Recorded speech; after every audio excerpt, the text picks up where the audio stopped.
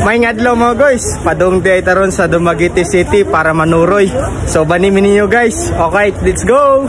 Ara mga guys, nagsakay na taan na og fast craft mga guys, paingon sa Sibulan. Nakuyawan ko ana mga guys, kay dagko kayong bawd. O kusog kayo mo swing ang fast craft mga guys, mura nagdili makabawi. Maskin sa kadagko sa mga bawd mga guys, nakabot na nga safety sa Sibulan. So salamat kayo sa Ginoo. Pag naog na mo mga guys, nangita na may jeep, mga mo masakyan, paingon sa Dumaguete City. Daghanday mi ana mga guys, kuyig na mo si Boss Harvey, Boss Polgas, Boss J-Sam, Boss Jain, ug si brother mga guys. Ug ang una namong giadto mga guys kay ang Li Plaza, kay naay gipamalit si brother para sa iyang kagalingon nga gamiton. Ug wata kabalo ana mga guys ngano tang nisod sa exit. Pag human nato pamalit mga guys, ato ang gibilin, ang ato ang gipalit dito sa baggage counter sa Li Plaza. Kay mo adto pa ta og Robinson pag human. Pero before ta nilakaw mga guys, paingon sa Robinson,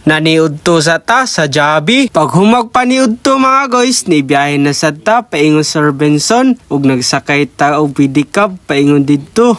Ug pag abot didto, amo ang gigwardyahan si Polgas kay gikagubtan sa mga babae. Bitaw joke ra to mga guys. Ug namili na sad sila og mga perfume mga guys kay ganahan sila mamalit. Pero wala ta ni apel diha kay bawal la sa tuwa kay naatay allergic rhinitis. Bali nagsuroy-suroy ra ta diha sulod sa Robinson mga guys. Nagtanaw-tanaw og nagsuway-suway mga guys. Pero si Polgas gyud mga guys ang daghang nasuwayan sulod sa Robinson. Ug hapit pa gyud siya nawala tungod sa kadaghan niyang gisuwayan. Giabtan mi og kakapoy mga guys, mong nangyaka lang mi sa saog ug nangutana siya sa train mga guys ug naabay biyahe paingon sa Oslob. Ug wa nagdugay mga guys, nanguli na gyud mi. Ug gibalikan na mo mga guys ang among gibilin sa Li Plaza ug giduka si Jain mga guys. Paingon na mi ana sa Sibulan mga guys ug nakasakay ta sa alas 6 nga trip paingon sa Liloan Port. Daghan kayo gipamalit si brother mga guys kay daghan siyang tagaan og pinaskuhan mga guys. Naapod siya gipamalit nga iyahang gamitonon mga guys. Sa pagbalik mga guys, nagpaduol na ta diha nga area mga guys, bali diha dapit ang murag exit kay natagam na taganiha nga pagbiyahe paingon sa Sibulan nga dagko kay bawd. Pero kaluoy sa Ginoo mga guys, nindot ra ang dagan sa atuang biyahe ug nakatulog gani ang atong mga kauban. After 30 minutes mga guys, naabot na ta sa Liloan Port ug kaluoy sa Ginoo nga safety ra ang atong pagbiyahe.